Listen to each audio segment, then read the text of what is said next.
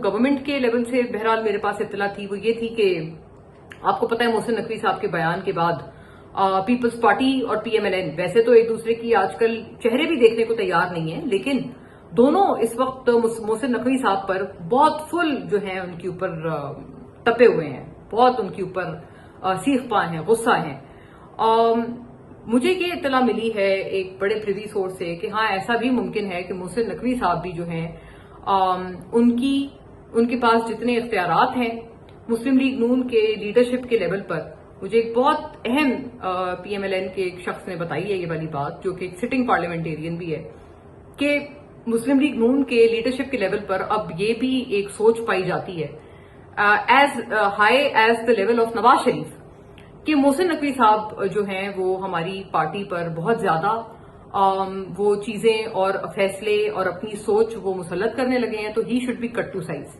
बड़ा मैं बहुत रिस्पॉन्सिबिलिटी और जिम्मेदारी के साथ ये मैं खबर आपको दे रही हूँ कि मुझे पीएमएलएन की तरफ से ये खबर मिली है, ये इत्तला मिली है कि अब ये सोच जो है मोहसिन नकवी साहब के हवाले से पाई जाती है। वो ऐसा करने में कितने कामयाब हो पाएंगे, कितने नहीं हो पाएंगे, गिवन द फैक्ट कि राना सनाउल्लाह जैसे लोग खुद भी मान चुके हैं,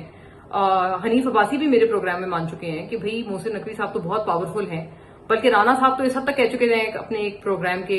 एक बात में कि उन्होंने ये तक कहा था कि शुक्र करें वो वजीर आजम नहीं बन गए, मतलब हम तो उन्हें उसके लिए भी नहीं रोक सकते थे। सो इस तरह के जब बयानात मौजूद हैं जो कि मोहसिन नकवी साहब की जो पावर है उसकी अक्कासी करते हैं,